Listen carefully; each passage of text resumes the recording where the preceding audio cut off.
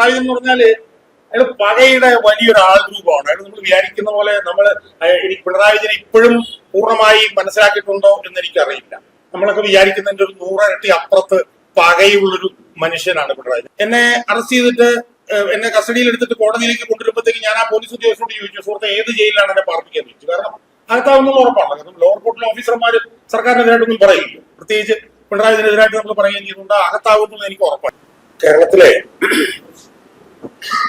കഴിഞ്ഞ 10 വർഷക്കാലമായി അധികാരത്തിലിരിക്കുന്ന പിണറായി വിജയൻ എന്ന് പറയുന്ന രാഷ്ട്രീയ നേതാവിനെ അദ്ദേഹത്തിന്റെ രാഷ്ട്രീയ ജീവിതത്തിൽ ഏറ്റവും കൂടുതൽ അലട്ടിയിട്ടുള്ള ഒരു സംഭവം ലാവ്ലിൻ കേസായിരിക്കും എന്നുള്ള കാര്യത്തിൽ തർക്കമില്ല. ഇപ്പോഴും അതൊരു ഡെമോക്രസിന്റെ വാദം പോലെ അദ്ദേഹത്തിന്റെ തലയ്ക്ക് മുകളിൽ തൂങ്ങിക്കിടക്കുകയാണ്. ആ കേസിനെ കുറിച്ചിട്ട് എനിക്ക് പറയാനുള്ള ഒറ്റ കാര്യം എന്ന് പറയുന്നത് 40 തവണ സുപ്രീം കോടതിയിൽ അത് മാറ്റിവെച്ചു എന്ന് മാത്രമേ നമ്മൾ കേട്ടിട്ടുള്ളൂ. പക്ഷേ ഏറ്റവും ഞെട്ടിക്കുന്ന വസ്തുത കഴിഞ്ഞ 1.5 വർഷക്കാലമായി സുപ്രീം കോടതി ഡിവിഷൻ ബെഞ്ചിന്റെ മുന്നിൽ പോലും ആ കേസ് എത്തിയിട്ടില്ല എന്നുള്ളതാണ്. നമ്മൾ ചർച്ച ചെയ്ത മുഴുവൻ അത് മാറ്റിവെച്ചതിനെ തുടർന്നാണ് കുടിച്ചിട്ടാണ്. കാരണം ബെഞ്ചിന്റെ മുന്നിൽ വരും, മാറ്റിവെക്കും. പക്ഷെ കഴിഞ്ഞ 1.5 വർഷക്കാലമായി ബെഞ്ചിന്റെ മുന്നിൽ പോലും ആ ലാവ്ലിൻ കേസ് എത്തിയിട്ടില്ല എന്ന് പറയുമ്പോൾ ഈ രാഷ്ട്രീയ നേതാവിന് ഇന്ത്യയിലെ പരമോന്നത നീതിപീഠത്തിന്മേൽ ഉണ്ട് എന്ന് ഞാൻ ആരോപിക്കുന്ന സ്വാധീനം എത്ര വലുതാണ് എന്ന് മാത്രം നമ്മൾ ഓർത്തോളൂ. അതൊരു വശത്താണെങ്കിൽ മറുവശത്ത് ഒരു മാസപ്പടി കേസുണ്ട്. അതായത് നമുക്കറിയാലോ 2022 ഇന്ററിം സെറ്റിൽമെന്റ് ബോർഡിന്റെ ഓർഡർ വന്നു. ഇയാളുടെ മകൾ ഈ കരിമണൽ കർത്താവിൽ നിന്ന് 1,72,00,000 മേടിച്ചു എന്ന് പറഞ്ഞിട്ട് ഒരു ഇത് വന്നത്. ആ കേസിൽ SFI അന്വേഷണം നടന്ന് കുറ്റപത്രം കൊടുത്ത് ഇവർക്കെതിരെ സമൻസ് അയക്കാൻ തീരുമാനിച്ചു. എറണാകുളത്തെ എക്കണോമിക് ഒഫൻസസിന്റെ ചീഫ് ജുഡീഷ്യൽ മജിസ്ട്രേറ്റ് കോടതി പിണറായി വിജയന്റെ മകൾക്കെതിരെ സമൻസ് അയക്കാൻ തീരുമാനിച്ചു. അത് അയക്കാൻ തീരുമാനിച്ചപ്പോൾ കരിമണൽ കർത്താവ് ഡൽഹി ഹൈക്കോടതിയിൽ SFI അന്വേഷണം റദ്ദാക്കണമെന്ന് കേസ് കൊടുത്തു. ആ കേസ് ഇതിനുള്ളിൽ 26 തവണ ഡൽഹി ഹൈക്കോടതിയിൽ ആ കേസ് മാറ്റിവെച്ചിരിക്കുന്നു. അപ്പൊ അതുകൊണ്ട് ഈ പിണറായി വിജയൻ എന്ന് പറയുന്ന രാഷ്ട്രീയ നേതാവിനെ നമ്മള് അധികാരത്തിൽ ഇല്ലെങ്കിൽ പോലും സാർ പറഞ്ഞതാണ് തിന്മകളെയാണ് വളർത്തി വലുതാക്കുന്നത്. അതുകൊണ്ട് അധികാരത്തിൽ ഇല്ലെങ്കിൽ പോലും നമ്മൾ വളരെയധികം ശ്രദ്ധിക്കേണ്ട ഒരു കഥാപാത്രമാണ് ഈ പിണറായി വിജയൻ എന്നാണ് എനിക്ക് സൂചിപ്പിക്കാനുള്ളത്. ഞാൻ കൂടുതൽ സമയം എടുക്കുന്നില്ല, പക്ഷെ ആദ്യം വന്നിട്ടുണ്ട്. ഈ ലാവ്ലിനുമായി ബന്ധപ്പെട്ട് നന്ദകുമാർ കുറച്ച് കാര്യങ്ങൾ പറഞ്ഞുകൊണ്ട് ഈ തെരഞ്ഞെടുപ്പിന് മുമ്പ് ആയതുകൊണ്ട് ഈ ലാവ്ലിൻ കേസുമായി ബന്ധപ്പെട്ട് 1-2 പുതിയ കാര്യങ്ങൾ ഒന്ന് പറയാം എന്ന് ഞാൻ ആഗ്രഹിക്കുകയാണ്. ഞാൻ പറഞ്ഞല്ലോ, ഈ ലാവ്ലിൻ കേസാണ് പിണറായി വിജയൻ ഏറ്റവും കൂടുതൽ ദുരിതത്തിലാക്കിയത് എന്ന് ഞാൻ പറഞ്ഞല്ലോ. ഒരു പക്ഷെ നാളത്തെ എന്തെങ്കിലും ഒരു സാഹചര്യത്തിൽ ഇത് സുപ്രീം കോടതിയിൽ വരികയും വിചാരണ ചെയ്യപ്പെടുകയും ചെയ്തു കഴിഞ്ഞാൽ പിണറായി വിജയൻ അപ്പോഴും അകത്തേക്ക് പോകാനുള്ള സാധ്യത 81-ാം വയസ്സിൽ കിടപ്പുണ്ട്. അതുകൊണ്ടാണ് ഞാൻ അതിനെക്കുറിച്ച് പറഞ്ഞത്. യഥാർത്ഥത്തിൽ ഞാൻ 2001-2006 കാലഘട്ടത്തിൽ BSന്റെ അഡീഷണൽ പ്രൈവറ്റ് സെക്രട്ടറിയായി ജോലി ചെയ്യുന്ന സമയത്താണ് ഈ ലാവ്ലിൻ കേസുമായി ബന്ധപ്പെട്ടിട്ടുള്ള രേഖകളുടെ സമാഹരണം നടക്കുന്നത്. ആ രേഖയൊക്കെയാണ് പല വഴികളിൽ കൂടിയൊക്കെ നന്ദകുമാറിന്റെ കൈവശം എത്തിയത്. അപ്പൊ ആ രേഖകളാണ് യഥാർത്ഥത്തിൽ നന്ദകുമാറിനെയും ഈ കേസ് ഫൈറ്റ് ചെയ്യാൻ ഏറ്റവും കൂടുതൽ സഹായിച്ചതെന്നുള്ളതുകൊണ്ടാണ് ഞാൻ രേഖകൾ എങ്ങനെയാണ് ഞാൻ സമാഹരിച്ചതെന്നുള്ളത് സംബന്ധിച്ച് 1-2 കാര്യങ്ങൾ പറയാം ഞാൻ ആഗ്രഹിക്കുന്നു. അതായത് ഈ ലാവ്ലിൻ കേസിന്റെ അടിസ്ഥാന രേഖകളെല്ലാം ഉള്ളത് ഇലക്ട്രിസിറ്റി ബോർഡിലാണ്. ഇലക്ട്രിസിറ്റി ബോർഡിൽ നിന്ന് ആ രേഖകൾ ഒരു കാരണവശാലും പുറത്തു പോകില്ല. കാരണം എന്താ, ഇലക്ട്രിസിറ്റി ബോർഡിലെ ആധിപത്യം അവിടുത്തെ ഓഫീസേഴ്സ് അസോസിയേഷനും അവിടുത്തെ വർക്കേഴ്സ് അസോസിയേഷനുമാണ്, CPM-ന്റെ. അവരവിടെ തൂണിലും തുരുമ്പിലും ആ സംഘടനകൾ ഉള്ളത് കൊണ്ട് ഈ ലാവ്ലിൻ കേസുമായി ബന്ധപ്പെട്ട് ഒരു രേഖകളും അവിടുന്ന് പുറത്തു പോകില്ല എന്നുള്ള കാര്യത്തിൽ CPM-ന് യാതൊരു സംശയമില്ല. കാരണം അവരറിയാതെ ഒന്നും പുറത്തു പോകാൻ പറ്റില്ല. അപ്പൊ ഞാൻ VSന്റെ കൂടെ ജോലി ചെയ്യുന്ന സമയത്ത് ഞങ്ങളുടെ VSനെ സഹായിക്കുന്ന ഗ്രൂപ്പിൽ ഒരു സീനിയർ മാധ്യമ പ്രവർത്തകൻ ഉണ്ടായിരുന്നു, ഇംഗ്ലീഷ് പത്രത്തിന്റെ പേര് ഞാൻ ഇവിടെ പറയുന്നില്ല. അദ്ദേഹം എല്ലാ ദിവസവും എന്റെ ഞങ്ങളുടെ ഓഫീസിൽ വരും. എന്നിട്ട് ഈ യഥാർത്ഥത്തിൽ VS എഴുതുന്ന ഇംഗ്ലീഷ് കത്തുകളെല്ലാം ഞാൻ തയ്യാറാക്കിയിട്ട് ഈ മാധ്യമപ്രവർത്തകനാണ് കറക്റ്റ് ചെയ്തിട്ട് അത് അയക്കുന്നത്. അപ്പൊ ആ സമയത്ത് ഇലക്ട്രിസിറ്റി ബോർഡിന്റെ ചെയർമാനായിട്ട് ഒരു മനുഷ്യനുണ്ടായിരുന്നു. അദ്ദേഹം മരിച്ചു പോയത് കൊണ്ട് ഞാൻ അദ്ദേഹത്തിന്റെ പേര് പറയുന്നില്ല. ആ മനുഷ്യനെ VS വലിയ തോതിൽ സഹായിച്ചിട്ടുള്ളതാണ്. അതായത് അദ്ദേഹം ഒരു വുഡ് ഇൻഡസ്ട്രീസ് എന്ന് കണ്ടു വന്നൊരു പൊതുമേഖലാ സ്ഥാപനത്തിൽ ജോലി ചെയ്യുന്ന സമയത്ത് ഈ CPM വേണ്ടപ്പെട്ട ഒരു വലിയ കച്ചവടക്കാരനുണ്ടായിരുന്നു. പിന്നെ എന്താണ് സദേൺ പ്ലൈവുഡ്സ് എന്നാണ് കണ്ടു പറഞ്ഞത്, അതിന്റെ ഒരു ഉടമ.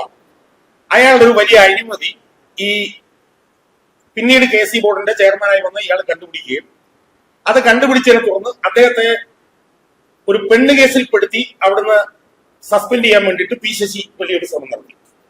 അപ്പൊ ആ ഉദ്യോഗസ്ഥൻ ഈ എന്റെ സുഹൃത്തായിട്ടുള്ള മാധ്യമപ്രവർത്തകനോട് എന്നെ എങ്ങനെ രക്ഷിക്കണം, മണിക്കൂറുകൾ കഴിഞ്ഞാൽ ഞാൻ സസ്പെൻഷനിലായി പോകുമെന്ന് പറഞ്ഞു. അങ്ങനെ ആ മാധ്യമപ്രവർത്തകൻ PS എടുത്ത് വരും.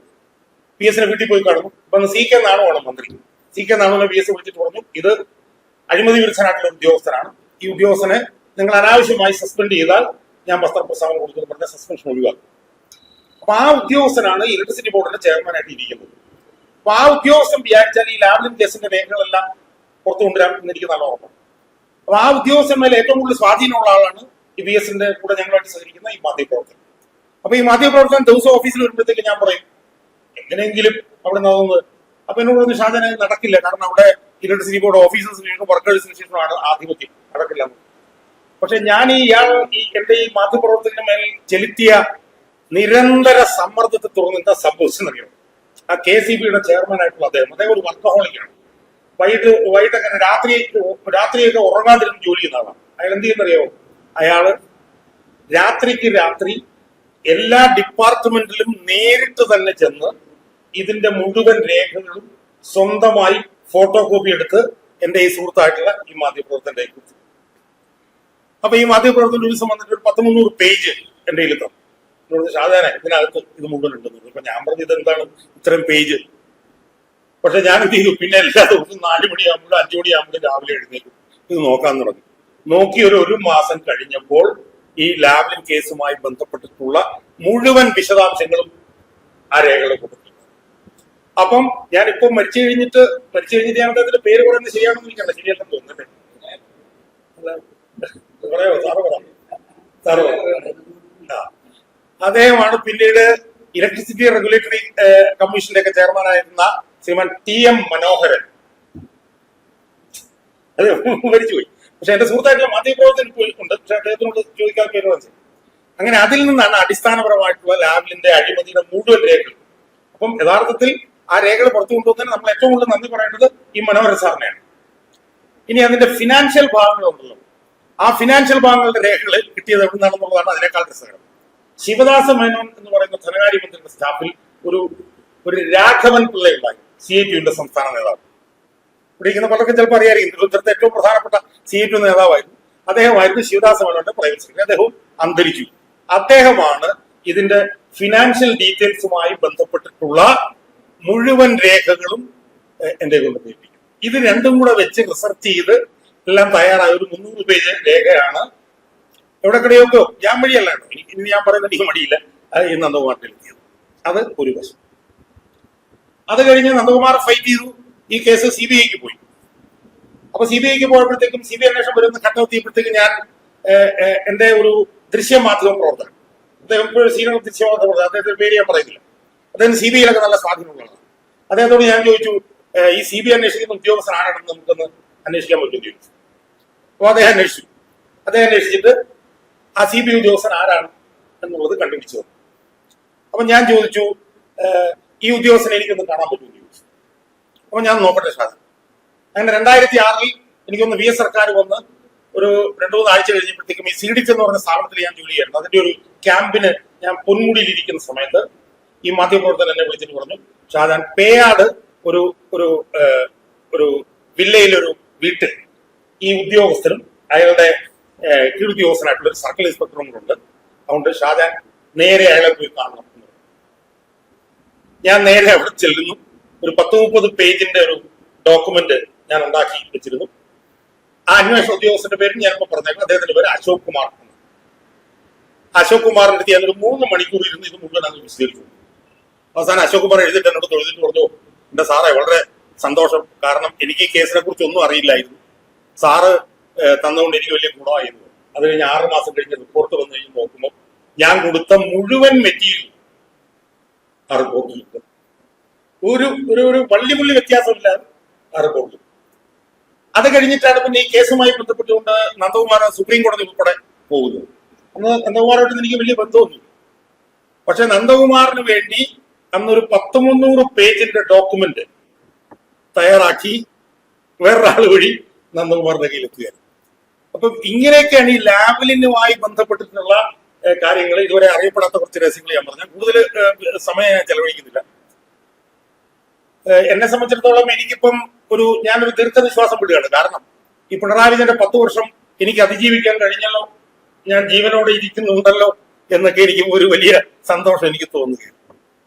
നന്ദകുമാർ എന്ന് പറയുമ്പോൾ നന്ദകുമാറിന്റെ സീനിയർ മാധ്യമപ്രവർത്തകനാണെന്നുള്ളതുകൊണ്ടാണ് വേട്ടയാടപ്പെട്ടത്. ഞാൻ സാക്ഷാൽ VS അച്യുതാനന്ദന്റെ കൂടെ ജോലി ചെയ്തു എന്നുള്ളത് കൊണ്ടാണ് ഞാൻ വേട്ടയാടപ്പെട്ടത്. 2017 നമ്മുടെ ജിഷ്ണു പ്രണോയിയുടെ അമ്മ മഹിജ അവിടെ DGP ഓഫീസിന് മുന്നിൽ സത്യാഗ്രഹം കിടക്കുമ്പോൾ ഞാൻ അവിടെ ചെന്നതാണ്. ചെന്നപ്പം എന്നെ അങ്ങ് അറസ്റ്റ് ചെയ്ത് കൊണ്ടുപോയി. പിന്നെ 8 ദിവസം അവിടെ കിടന്നു. യഥാർത്ഥത്തിൽ എന്റെ അമ്മയ്ക്ക് അന്ന് 79 വയസ്സ് മറ്റായിരുന്നു. അമ്മ ഒരു നിരാഹാരം കിടന്നുകൊണ്ടാണ് അന്ന് ശരിക്കും ഞാൻ പുറത്തു വന്നത്. അല്ലെങ്കിൽ രാജീവ് സാഹ് പറഞ്ഞ പോലെ എന്നേക്കുമായി അവിടെ കിടന്ന് ചിലപ്പോൾ തല്ലുകൊണ്ട് ചാവാനൊക്കെ ഉള്ള സാധ്യത ഉണ്ടായിരുന്നു. അപ്പൊ ഞാൻ പിന്നെ ജയിലിൽ നിന്ന് പുറത്തു വന്ന് ഒരു 2 വർഷം കഴിഞ്ഞപ്പോൾ CPO എന്നോട് ചോദിച്ചു, നിനക്ക് പിന്നെ ഷാജാൻ എങ്ങനെയാണ് അന്ന് പുറത്തു വന്നെന്ന് ഷാജാൻ അറിയാമെന്ന് ചോദിച്ചു. ഞാൻ പറഞ്ഞില്ല. ഈ അടുത്ത കാലത്ത് നടന്ന ഒരു നിരാഹാര സമരം വിജയിച്ചിട്ടുണ്ട് കേരളത്തിൽ, ഏതാണെന്ന് അറിയാമെന്ന് ചോദിച്ചു. ഞാൻ പറഞ്ഞില്ല. അത് ഷാജാന്റെ അമ്മ അന്ന് നടത്തിയത്. അന്ന് ആ നിരാഹാരം എന്റെ അമ്മ നടത്തിയില്ലായിരുന്നെങ്കിൽ ഒരുപക്ഷെ അന്ന് അവിടെ കിടന്നു പോയേ. എന്തായാലും 8 ദിവസം കഴിഞ്ഞപ്പോഴത്തേക്ക് പുറത്തു പോയി. അത് കഴിഞ്ഞിട്ട് നമ്മുടെ പോരാട്ടം നമ്മളിങ്ങനെ ശീലമായി പോയതുകൊണ്ട് VS അച്യുതാനന്ദന്റെ കൂടെ നിന്നതുകൊണ്ടും ഒക്കെ തന്നെ നമുക്ക് ഇത് ചെയ്യാതെ ഒരു മിനിറ്റ് നമുക്ക് വെറുതെ ഇരിക്കാൻ പറ്റാത്തതുകൊണ്ട് നമ്മളിങ്ങനെ ചെയ്തുകൊണ്ടിരുന്നു. അതിനനുസരിച്ച് ഈ പിണറായി വിജയൻ പ്രകോപിതനായിക്കൊണ്ടിരുന്നു. പിണറായി വിജയൻ എന്ന് പറഞ്ഞാല് അയാൾ പകയുടെ വലിയൊരു ആൾരൂപമാണ്. അയാൾ നമ്മൾ വിചാരിക്കുന്ന പോലെ പിണറായി വിജയൻ ഇപ്പോഴും പൂർണ്ണമായി മനസ്സിലാക്കിയിട്ടുണ്ടോ എന്ന് എനിക്കറിയില്ല. നമ്മളൊക്കെ വിചാരിക്കുന്നതിന്റെ ഒരു 100 ഇരട്ടി അപ്പുറത്ത് പകയുള്ളൊരു മനുഷ്യനാണ് പിണറായി. ഞാൻ അതിനെക്കുറിച്ച് വീഡിയോയും ചെയ്തു. അതിന് 1-2 ഉദാഹരണങ്ങൾ പുറത്തുള്ളത് എന്താ? TP ചന്ദ്രശേഖരൻ എന്ന് പറഞ്ഞ മനുഷ്യനെ 51 മുഖത്ത് വെട്ടിക്കൊന്നു. ഒരാളെ കൊല്ലാൻ എത്രയോ വഴികളുണ്ട് CPM-കാർക്ക്. അവർക്ക് എല്ലാ വഴിയും അറിയാം ആളുകളെ കൊല്ലാൻ വേണ്ടി. പക്ഷെ TP ചന്ദ്രശേഖരൻ 51 മുഖത്ത് വെട്ടി കൊന്നത് കമ്മ്യൂണിസ്റ്റുകാരൻ ഇതുപോലെ പാർട്ടി വിട്ട് പോയാൽ ഇത് സംഭവിക്കും എന്നുള്ളത് തെളിയിക്കാൻ വേണ്ടിയിട്ട് അന്ന് നമ്മൾ എല്ലാവരും മനോവിചലിരുന്നപ്പോഴത്തേക്കും കുലംകുത്തി എന്ന് പറഞ്ഞ മനുഷ്യനാണ് ഇയാൾ. അപ്പൊ എന്തുമാത്രം ഒരു പകയുടെ ആൾരൂപമാണ് ഇയാള് എന്ന് നമ്മൾ മനസ്സിലാക്കി. അപ്പൊ അതുകൊണ്ട് അതിലേക്ക് പക ഇങ്ങനെ കൂടി വന്നു. അങ്ങനെയാണ് പിന്നെ കഴിഞ്ഞ സെപ്റ്റംബറിൽ ഇതുപോലെ കൊണ്ടുപോയത്. അപ്പൊ നന്ദകുമാർ രാജീവ് സാർ ഇവിടെ പറഞ്ഞു. എന്താ പറഞ്ഞത്? രാജീവ് സാർ പറഞ്ഞു, ഭരണഘടന ഒന്ന് ഉള്ളത് കൊണ്ട് മാത്രമാണ് നമ്മളൊക്കെ പുറത്തു. 100% ശരിയാണ്. അത് നന്ദകുമാറിന്റെ കാര്യത്തിൽ അത് തന്നെയാണ് ശരി. നന്ദകുമാർ യഥാർത്ഥത്തിൽ ഭരണഘടന എന്ന് പറയുന്ന സംഭവം ഇല്ലായിരുന്നെങ്കിൽ നന്ദകുമാറൊന്നും ഒരിക്കലും പുറത്തു വരില്ലായിരുന്നു. എന്റെ കാര്യത്തിലും എന്നെ അറസ്റ്റ് ചെയ്തിട്ട് എന്നെ കസ്റ്റഡിയിൽ എടുത്തിട്ട് കോടതിയിലേക്ക് കൊണ്ടുവരുമ്പോഴത്തേക്ക് ഞാൻ ആ പോലീസ് ഉദ്യോഗസ്ഥനോട് ചോദിച്ചു, സുഹൃത്തെ ഏത് ജയിലിലാണ് എന്നെ പാർപ്പിക്കാൻ ചോദിച്ചു. കാരണം അകത്താവുന്നത് ഉറപ്പാണ്. കാരണം ലോവർ കോർട്ടിലെ ഓഫീസർമാർ സർക്കാരിനെതിരായിട്ടൊന്നും പറയില്ല. പ്രത്യേകിച്ച് പിണറായി വിജയനെതിരായിട്ട് നമ്മൾ പറയുകയും ചെയ്തുകൊണ്ട് അകത്താവുന്നത് എനിക്ക് ഉറപ്പായിരുന്നു. അപ്പൊ ഞാൻ ആ പോലീസ് ഉദ്യോഗസ്ഥനോട് ചോദിച്ചു ഏത് ജയിലായിരിക്കും ചോദിച്ചപ്പോൾ അയാളത്തെ വളരെ വിഷമത്തിലുള്ള സാറേ മിക്കവാറും കാക്കനാട് ജയിലിലായിരിക്കും എന്ന് പറഞ്ഞു. അങ്ങനെ വന്ന് ചീഫ് ജുഡീഷ്യൽ മജിസ്ട്രേറ്റിന്റെ അവിടെ വന്നു കേസ് കേൾക്കാൻ തുടങ്ങി. അപ്പം എനിക്ക് വേണ്ടി ഹാജരായത് ജോൺ റാൽഫ് എന്ന് പറഞ്ഞിട്ടുള്ള ഒരു പ്രമുഖനായിട്ടുള്ള അഭിഭാഷകനാണ്. ഏറ്റവും വലിയ തമാശ എന്താണെന്ന് വെച്ചാൽ ആ അഭിഭാഷകനെ പിന്നെ ഞാൻ കേട്ടിട്ടുണ്ടെന്നുള്ളതല്ലാതെ ഞാൻ കണ്ടിട്ട് പോലുമില്ല.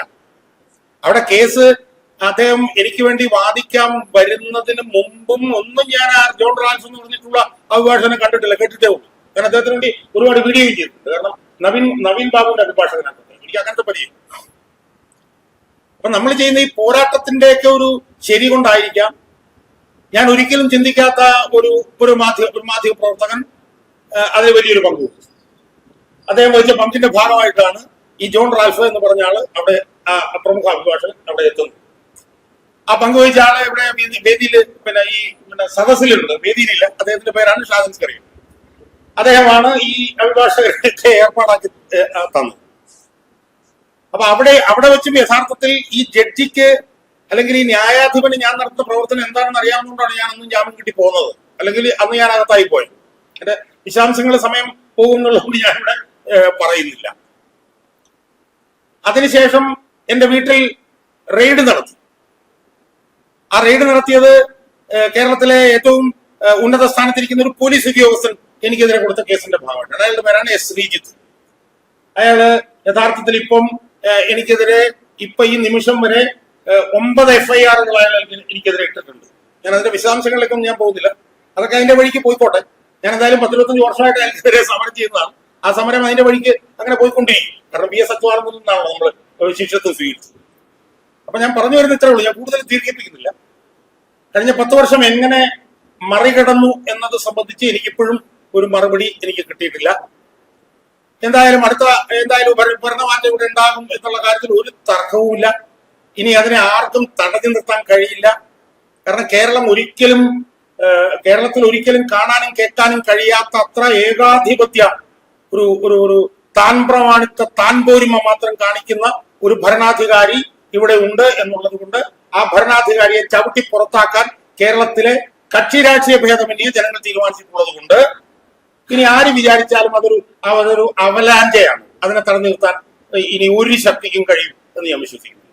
തെരഞ്ഞെടുപ്പ് എന്ന് പറയുന്ന ഒരു ഫേക്ക് അക്കംപ്ലി ആയി എന്നാണ് ഞാൻ വിശ്വസിക്കുന്നത്. എനിക്ക് ഓർമ്മയുണ്ട് 2006 തെരഞ്ഞെടുപ്പിന് മുമ്പ് തന്നെ അറിയാമായിരുന്നു PS 100 സീറ്റിൽ അധികാരത്തിൽ വരും എന്ന് പറഞ്ഞതുപോലെ 100 സീറ്റിൽ UDF അധികാരത്തിൽ വരും എന്നുള്ളത് അതൊരു ഫേക്ക് അക്കംപ്ലി ആയിട്ടുള്ള ഒരു കാര്യം.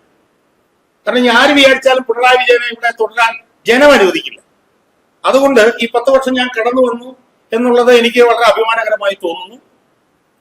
പക്ഷെ ഞാൻ പറഞ്ഞു തീരുമ്പോൾ എനിക്ക് പറയാൻ ഒറ്റ കാര്യമുള്ളൂ. പിണറായി വിജയനെ നമ്മൾ ഇനിയും അണ്ടർ എസ്റ്റിമേറ്റ് ചെയ്യരുത്. പിണറായി വിജയൻ അധികാരത്തിൽ നിന്ന് പോയാലും അങ്ങ് അന്തരീക്ഷത്തിൽ വിലയും പ്രാപിച്ചു പോകും എന്നൊന്നും നമ്മൾ വിചാരിക്കരുത്. അത് കഴിഞ്ഞ ദിവസം ഉമേഷ് ബാബു എന്റെ ഗുരുനാഥനാണ്. ഉമേഷ് ബാബു പറഞ്ഞ പോലെ പിണറായി വിജയൻ ഒരു വ്യവസായമാണ്, ഒരു എന്റർപ്രൈസ് ആണ് പിണറായി വിജയൻ എന്നാണ് ഉമേഷ് ബാബു കഴിഞ്ഞ ദിവസം ഏഷ്യാനെറ്റ് ചർച്ചയിൽ പറഞ്ഞത്. ആ 10,000-കണക്കിന് കോടി രൂപയുടെ ആസ്തിയുള്ള ഇന്ത്യയുടെ പരമോന്നത നീതിപീഠം മുതൽ താഴത്തെ നീതിപീഠം വരെ സ്വാധീനമുള്ള എന്ത് ക്രൂരതയും കാണിക്കാൻ ഒരു മടിയുമില്ലാത്ത ഒരു ഭരണാധികാരിയാണ് പിണറായി വിജയൻ. പിണറായി വിജയൻ അധികാരത്തിൽ നിന്ന് പോയാലും പിണറായി വിജയൻ എന്ന് പറഞ്ഞ അധ്യായം അവസാനിക്കുമെന്ന് നമ്മൾ തെറ്റിദ്ധരിക്കരുത്. എന്തായാലും ജനങ്ങളും ഭരണഘടനയൊക്കെ ഉള്ളത് കൊണ്ട് പിണറായി വിജയനിൽ നിന്ന് നമ്മൾ വിമോചിക്കപ്പെടാൻ പോവുകയാണ്. പക്ഷെ നമ്മൾ ഈ സമരം ഇനിയും തുടരേണ്ടി വരും എന്നുള്ള കാര്യത്തിൽ എനിക്ക് യാതൊരു സംശയവുമില്ല. അതിന്റെ കാരണം എന്നെ കൊല്ലാനുള്ള തീരുമാനം പാർട്ടിയിലെ പയ്യന്നൂർ ഏരിയ കമ്മിറ്റി എടുത്തത് 2014 UDF ഭരിക്കുമ്പോഴാണ്. ഓർത്തോണം, UDF ഭരിക്കുമ്പോൾ പയ്യന്നൂർ ഏരിയ കമ്മിറ്റി തീരുമാനിച്ചു. എങ്ങനെ തീരുമാനിച്ചു? ടിപ്പറടിച്ച് കൊല്ലാൻ തീരുമാനിച്ചു. അന്ന് ആ തീരുമാനം എടുത്ത ആളുടെ പേരെന്താണെന്നറിയാമോ? നിങ്ങൾക്ക് എല്ലാവർക്കും അറിയാമല്ലോ. അന്ന് പയ്യന്നൂർ ഏരിയ കമ്മിറ്റിയിൽ നിന്ന് എന്നെ കൊല്ലാൻ തീരുമാനമെടുത്ത കമ്മിറ്റിയുടെ അധ്യക്ഷന്റെ പേരാണ് TI മധുസൂദനൻ. അയാളാണ് രക്തസാക്ഷി ഫണ്ട് തട്ടിപ്പ് പ്രതിയായിട്ട് ഇപ്പൊ അവിടെ ഇലക്ഷൻ. അന്ന് ആ വിഷയം എന്നോട് രമ പറഞ്ഞപ്പോ ഞാൻ പറഞ്ഞ രമ അതൊക്കെ അബദ്ധമാണ്. PS-ന്റെ കൂടെയൊക്കെ ജോലി അതല്ല. ഷാജാൻ ടിപ്പറടിച്ചാണ് കൊല്ലാൻ തീരുമാനിച്ചിട്ടുള്ളത്. റോഡിൽ കൂടെയാണ് ഷാജാൻ നടക്കുന്നത്, വണ്ടിയിലെല്ലാം അറിയാവുന്നതാണ് എന്ന് പറഞ്ഞ് അവരെന്നെ നിർബന്ധിച്ചു. അന്ന് രമേശ് ചെന്നിത്തലയായിരുന്നു ആഭ്യന്തരമന്ത്രി. ഞാൻ രമേശ് ചെന്നിത്തല പോയി പറഞ്ഞു. അപ്പൊ അദ്ദേഹത്തിന് എന്റെ ഗൗരവം മനസ്സിലായി. ഒരു SP വെച്ച് അന്വേഷിച്ചു. SP എന്റെ മൊഴിയെടുത്തു. SP പയ്യന്നൂരൊക്കെ അന്വേഷിച്ചു. അത് ശരിയാണെന്ന് മനസ്സിലാക്കി എനിക്ക് അന്ന് ഒരു പോലീസുകാരനെ പോലീസ് പ്രൊട്ടക്ഷൻ തന്നു. അപ്പൊ എന്നോട് പറഞ്ഞു, ഷാജാൻ പോലീസ് പ്രൊട്ടക്ഷൻ തരുമ്പോഴത്തേക്കും അയാളെ കൈകാര്യം ചെയ്യാനുള്ള ചെലവ് ഷാജാൻ എടുക്കണം. ഞാൻ പറഞ്ഞു, രമേശ് എന്റെ 10 പൈസ എനിക്കില്ല, ഞാൻ സർക്കാർ ജീവനക്കാരൻ മാത്രമാണെന്ന് പറഞ്ഞിട്ട് സ്വന്തമായ ഒരു കാറുള്ള ഒരു പോലീസുകാരനെ എനിക്ക് പോലീസ് പ്രൊട്ടക്ഷൻ ആയിട്ട് തന്നു. അന്ന് ഞാൻ LLBക്ക് ഈവനിങ് കോളേജ് പഠിക്കുകയാണ്. അപ്പൊ ഞാൻ കോളേജിൽ പോകും, അയാള് പുറത്തിരിക്കും. അങ്ങനെ ഇരുന്നു കുറെ നാള് അയാളോട് നടന്നു. അപ്പൊ എല്ലാ മാസവും അയാളുടെ ശമ്പളമൊക്കെ ഒപ്പിട്ട് കൊടുക്കുന്നത് ഞാനായിരുന്നു. ഒരു സുപ്രഭാതത്തിൽ പിണറായി വിജയൻ അധികാരത്തിൽ കയറി കണ്ടു. പിന്നെ ആ പാവപ്പെട്ട പോലീസുകാരനെ പിന്നെ ഞാൻ കണ്ടിട്ടില്ല. അയാളുടെ ജീവനം കൊണ്ട് ഓടി രക്ഷപ്പെട്ടു. അതുകൊണ്ട് ഞാൻ പറഞ്ഞു വരുന്നത്, എനിക്കെതിരെ കൊലപാതക ശ്രമം നടന്നതും എനിക്ക് പോലീസ് പ്രൊട്ടക്ഷൻ നൽകിയത് UDF സർക്കാർ ഭരിക്കുമ്പോഴായിരുന്നു എന്നുള്ളത് നമ്മൾ ഓർക്കണം. TP ചന്ദ്രശേഖരൻ കൊല്ലപ്പെട്ടതും UDF സർക്കാർ ഭരിക്കുമ്പോഴായിരുന്നു എന്ന് നമ്മൾ ഓർത്തുകൊള്ളണം. അതുകൊണ്ട് ഈ പിണറായി വിജയൻ എന്ന് പറഞ്ഞ രക്തരക്ഷസ് ഈ വരാൻ പോകുന്ന തെരഞ്ഞെടുപ്പോടുകൂടി അപ്രത്യക്ഷനാവാൻ പോകുന്നില്ല. അയാൾ ഇനിയും നമ്മളുടെ ഇടയിൽ അയാൾ ഉണ്ടാവും. അയാൾക്ക് അധികാരമില്ല. യഥാർത്ഥത്തിൽ എന്നെ ഒന്നും ഇല്ലാതാക്കാതിരുന്ന അധികാരമുണ്ടായിരുന്നു എന്നാണ് ഞാൻ വിശ്വസിക്കുന്നത്. അധികാരമില്ലാത്ത പിണറായി വിജയൻ ഇതിനേക്കാൾ അപകടകാരിയാണ് എന്ന് നമ്മൾ മനസ്സിലാക്കിക്കൊള്ളണം. അയാള് ഉമേഷ് ബാബു പറഞ്ഞതുപോലെ അയാളിന്നൊരു വലിയ വ്യവസായമാണ്. അയാളിപ്പോ ഒരു 10 മിനിറ്റ് കൊണ്ട് വിചാരിച്ചു കഴിഞ്ഞാൽ ഒരു 50 കോടി രൂപയൊക്കെ ഉണ്ടാക്കാൻ പറ്റും. അതുപോലത്തെ ഒരു മനുഷ്യനാണ് അയാൾ. നമ്മളൊക്കെ റോഡിൽ കൊണ്ട് നടക്കുന്നവർ. അതുകൊണ്ട് നമ്മളുടെ ഈ കൂട്ടായ്മ ഇനിയും തുടരേണ്ടി വരും. സർക്കാർ മാറിയാലും തുടരേണ്ടി വരും. നമ്മൾ ഇച്ഛാശക്തിയോടുകൂടി ഒത്തൊരുമിച്ച് നിന്ന് തോളോട് തോൾ ചേർന്ന് നിന്നില്ലെങ്കിൽ ഭരണം മാറിയാലും അപകടം നമ്മളെ പിന്തുടരും എന്നുള്ള കാര്യം നമ്മൾ ഓർത്തുകൊള്ളുക. എന്തായാലും ഒരു കാര്യത്തിൽ നമുക്ക് അഭിമാനിക്കാം, അയാൾ പോകാൻ പോവുകയാണ്. അതിന് ജനങ്ങളോടും ഭരണഘടനയോടുമാണ് നമുക്ക് നന്ദി പറയാനുള്ളത് എന്നാണ് എനിക്ക് സൂചിപ്പിക്കാനുള്ളത്. ഇതുപോലൊരു യോഗം വളരെ അന്വർത്ഥമായിരുന്നു. ഈ യോഗം വളരെ സാർത്ഥകമായി. ഇത് സംഘടിപ്പിച്ചത് ശ്രീമൻ ജെയിംസ് വടക്കഞ്ചേരിയാണ്. അദ്ദേഹം ഞാനുമായിട്ട് നിരന്തരമായിട്ട് സംസാരിച്ച് ഞാനും ഇതിലൊരു സംഘാടകനെ പോലെ നിന്നിരുന്നു. എന്തായാലും ഇത് വളരെ നന്നായി ഇങ്ങനൊരു യോഗം സംഘടിപ്പിച്ചത് എന്നാണ് ഞാൻ വിശ്വസിക്കുന്നത്. അതുകൊണ്ട് ഭാവിയിലും നമ്മൾ ഈ കൂട്ടായ്മ നമുക്ക് തുടർന്ന് പോകണം. ഭാവിയിൽ വെല്ലുവിളികൾ ഉണ്ടായാലും അതിനെ ഒരുമിച്ച് നിന്ന് നേരിടാനുള്ള ആർജവും ശക്തി ഊർജം ഇത് നമുക്ക് ഉണ്ടാകും എന്ന് ഉറച്ച് വിശ്വസിച്ചുകൊണ്ട് ഞാൻ എന്റെ വാക്കുകൾ അവസാനിപ്പിക്കുന്നു.